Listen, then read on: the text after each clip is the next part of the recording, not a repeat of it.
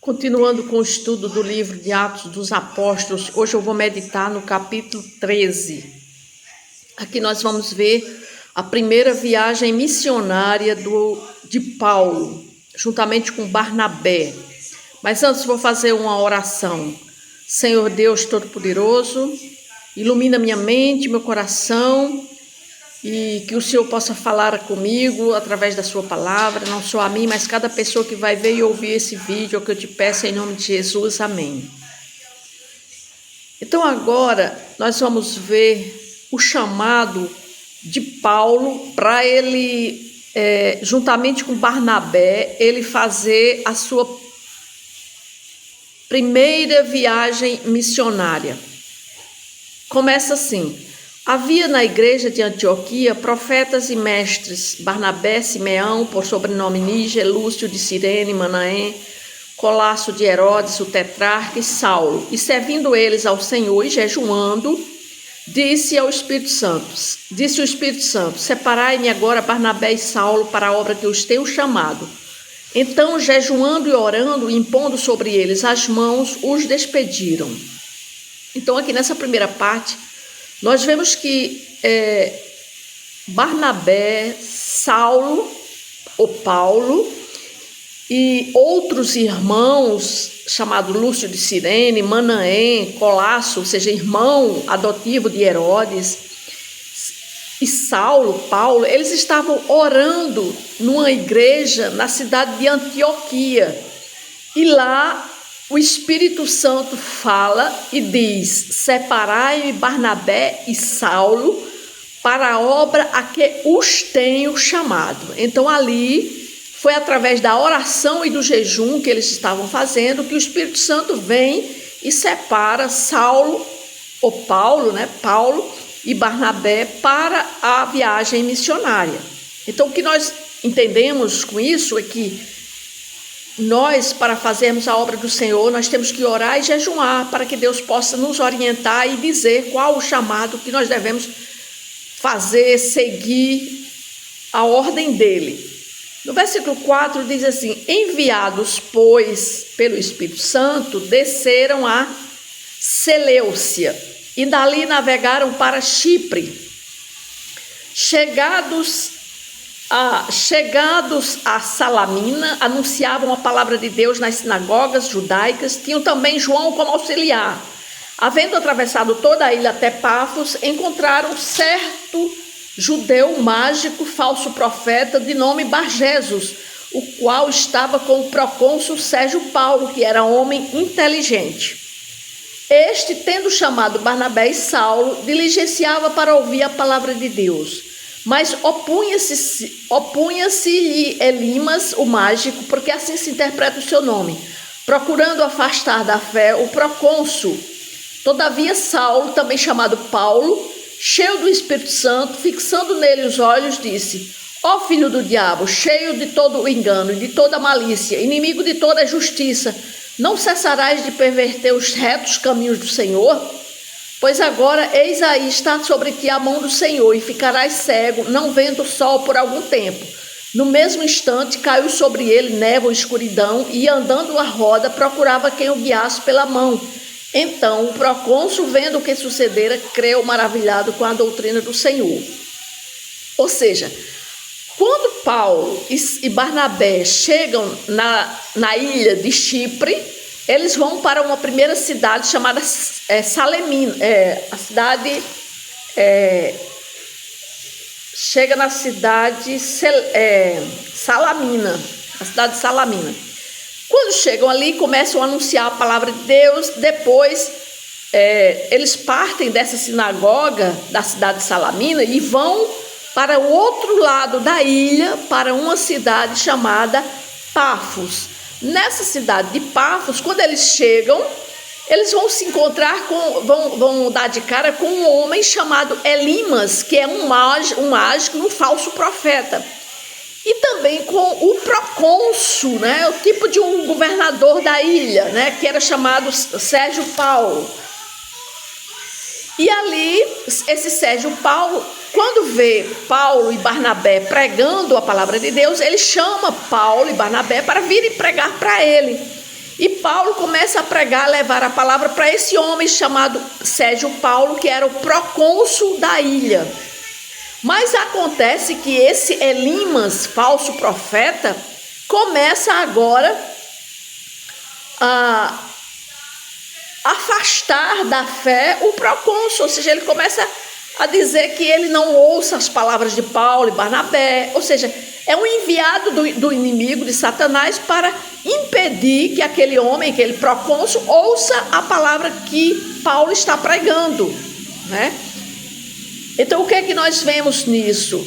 E acontece também que Paulo, quando vê que aquele homem está tentando impedir dele levar a palavra, Paulo ora e naquela mesma hora Deus faz com que aquele Elimas, o mágico, ele se torne cego e sai tateando. E o procônsul, quando vê aquilo, fica admirado, né? Então, isso nos ensina, né, que o evangelho muitas vezes vai enfrentar oposição. Paulo e Barnabé estavam pregando para aquele homem, para o procônsul, para o governador da ilha, mas ao mesmo tempo aquele Elimas estava tentando afastar ele para não ouvir as palavras que Paulo estava falando. Isso também acontece nos dias de hoje, quando nós começamos a pregar o evangelho, nós podemos também enfrentar a oposição, né? O inimigo quer atrapalhar o avanço da palavra de Deus, mas Deus sempre vai prevalecer.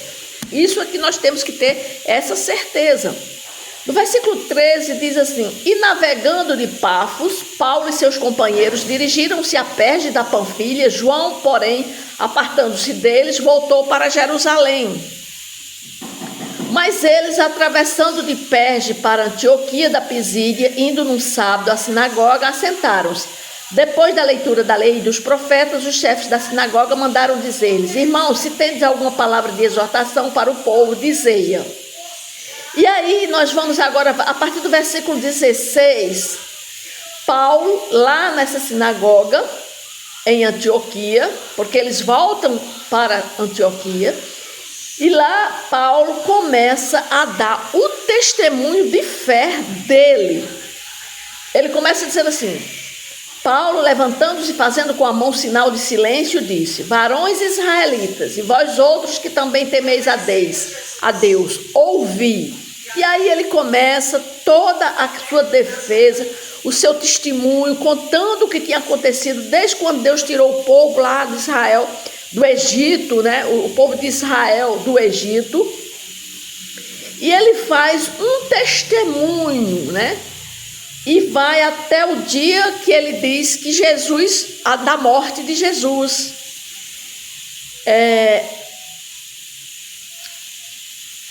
E ali, quando o povo vê aquela pregação de Paulo, então eles saem, no versículo 42 diz: Ao saírem eles, rogaram-lhes que no sábado seguinte lhes falassem estas mesmas palavras. Despedida a sinagoga, muitos dos judeus e dos prosélitos piedosos seguiram Paulo e Barnabé, e estes, falando-lhes, os persuadiam a perseverar na graça de Deus. No sábado seguinte, afluiu quase toda a cidade para ouvir a palavra de Deus. Por quê? Porque o testemunho que Paulo tinha dado se espalhou de uma tal forma que a cidade inteira queria agora ouvir o que Paulo tinha a dizer. Então, no versículo 45 diz: Mas os judeus, vendo as multidões, tornaram-se de inveja e, blasfemando contra eles, diziam que Paulo falava. Então Paulo e Barnabé, falando ousadamente, disseram: Cumpria que a vós outros, em primeiro lugar, fosse pregada a palavra de Deus, mas posto que a rejeitais, a vós mesmos vos julgais indignos de vida eterna, eis aí que nos voltemos para os gentios. Ou seja, Paulo está dizendo: olha, Jesus veio para vocês, mas vocês renegaram, vocês rejeitaram. Então agora nós estamos voltando a palavra de Deus para os gentios. O versículo 48 diz: Os gentios, ouvindo isso, regozijavam-se e glorificavam a palavra do Senhor, e creram todos os que haviam sido destinados para a vida eterna. E divulgava-se a palavra do Senhor por toda aquela região. Mas os judeus instigaram as mulheres piedosas de alta posição e os principais da cidade a levantarem uma perseguição contra Paulo e Barnabé, expulsando eles do seu território. E estes, sacudindo o pó dos pés, partiram para a cidade de Icônio. Os discípulos, porém, transbordavam de alegria do Espírito Santo. Então aqui nós vimos, no capítulo 13, a primeira viagem missionária de Paulo e Barnabé, porque eles estavam na igreja de Antioquia, orando e jejuando, quando o Espírito Santo separa eles dois, para eles irem na primeira viagem missionária de Paulo.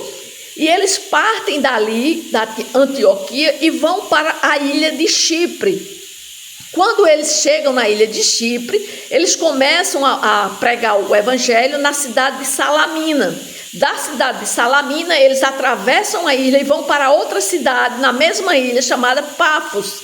E é lá que eles encontram o procônsul da ilha, chamado Sérgio Paulo, e também um homem chamado Elimas, ou o mágico conhecido, que era um falso profeta, um filho de Satanás, né, que ele vai ser levantado para impedir que Paulo e Barnabé preguem o evangelho para o procônsul da ilha, né? E é tanto que eles tentam impedir, mas aí Paulo ora e naquela mesma hora Deus manda que aquele homem fique cego e ele sai tateando para não mais impedir que Paulo leve a palavra de Deus. E o procônsul da ilha fica